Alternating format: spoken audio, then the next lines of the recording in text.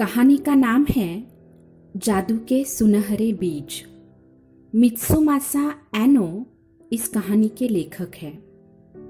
सर्दियों का मौसम था। जैक एक हरफन मौला युवक था। उस दिन वह भूखा था। राह चलते उसे एक बूढ़े बाबा मिले। जैक ने पहले कभी इन बूढ़े बाबा को देखा नहीं था, ना ही कभी वो उनसे मिला था। बूढ़े बाबा के एक हाथ में लकड़ी की काठी थी और दूसरे हाथ में 2 सुनहरे बीज थे। बूढ़े बाबा जैक को बोले, ये बीज मैं तुम्हें देता हूं। ये जादू के सुनहरे बीज है। इनमें से एक बीज आग में भूनकर खा लेना तो तुम्हें साल भर भूख नहीं लगेगी। दूसरा बीज तुम मिट्टी में बोना, उसकी जी जान से देखभाल करना।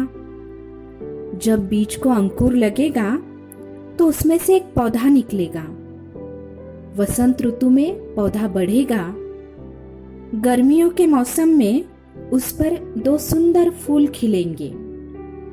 कुछ दिन बाद फूलों की जगह फल दिखाई देने लगेंगे। उन फलों से तुम्हें फिर से जादू के 2 सुनहरे बीज मिलेंगे। जैक भूखा था तो उसने जादू का एक सुनहरा बीज भूनकर खा लिया। फिर जादूगर ने बताया था वैसा ही जैक ने किया। दूसरा सुनहरा बीज मिट्टी में बोया, उसकी देखभाल की। वसंत ऋतु की मीठी धूप से बीज में से अंकुर निकला। एक पौधा हरा भरा हुआ। गर्मियों के मौसम में पौधे पर 2 सुंदर फूल खिले। कुछ दिनों बाद फूल 2 खूबसूरत फलों में तब्दील हो गए और उसमें से जादू के 2 सुनहरे बीज निकले। जैसा बूढ़े जादूगर ने बताया था वैसा ही सब हुआ। जैक ने सर्दियों के मौसम में एक जादू का सुनहरा बीज आग में भूनकर खा लिया। दूसरे बीज को फिर मिट्टी में बोया। अगले साल भी वसंत ऋतु में एक पौधा अंकुरित हुआ। फिर 2 फूल खिले। फूल 2 फलों में तब्दील हो गए और उसमें से जादू के 2 सुनहरे बीज निकले। जाहिर सी बात है, अब जैक की जिंदगी आराम से बीत रही थी। जादू के एक सुनहरे बीज से उसकी साल भर की भूख मिटती और हर साल फिर से उसे जादू के 2 सुनहरे बीज मिल जाते थे। एक साल जैक ने सोचा, हर साल ऐसा ही होता है, ऐसा कब तक चलेगा? उसने अपने आप से पूछा। जैक ने तय किया, इन सर्दियों में वो जादू का एक सुनहरा बीज खाएगा नहीं। पहले की तरह हाथ पांव चलाएगा, इधर उधर से अपने खाने का इंतजाम करेगा। जादू के दोनों सुनहरे बीज वो मिट्टी में बोएगा। जैक ने जादू के दोनों सुनहरे बीज इस साल बोए।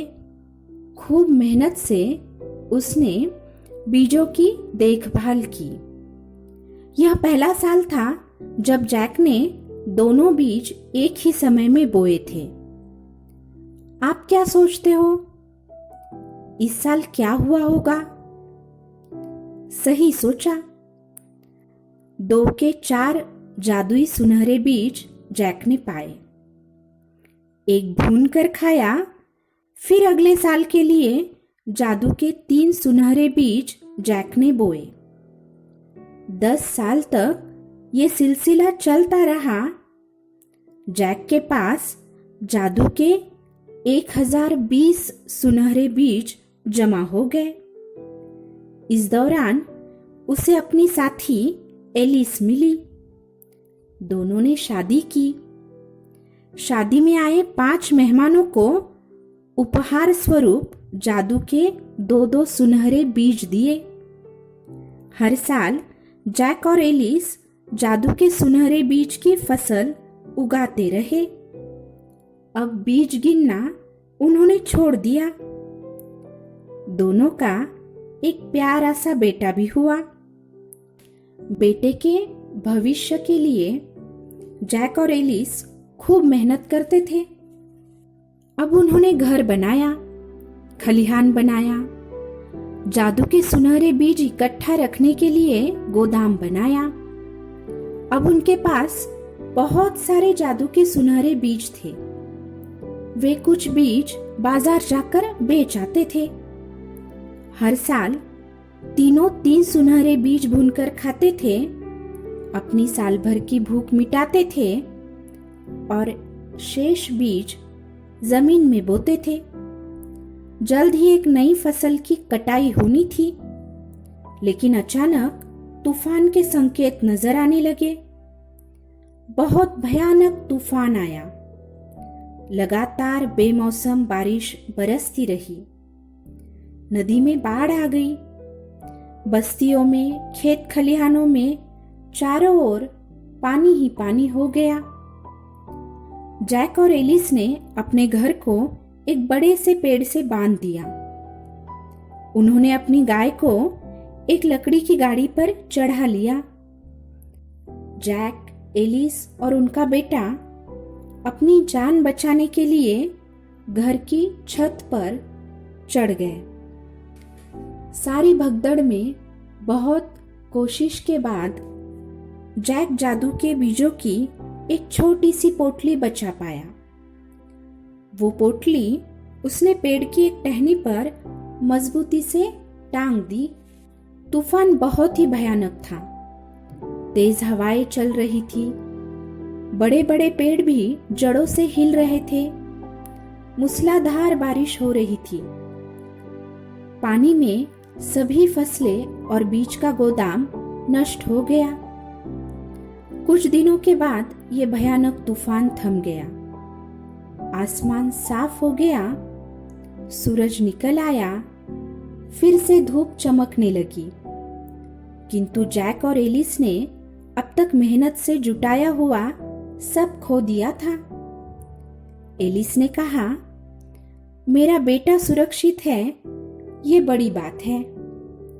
जैक ने कहा, मैं खुशकिस्मत हूं कि मेरा परिवार बच गया।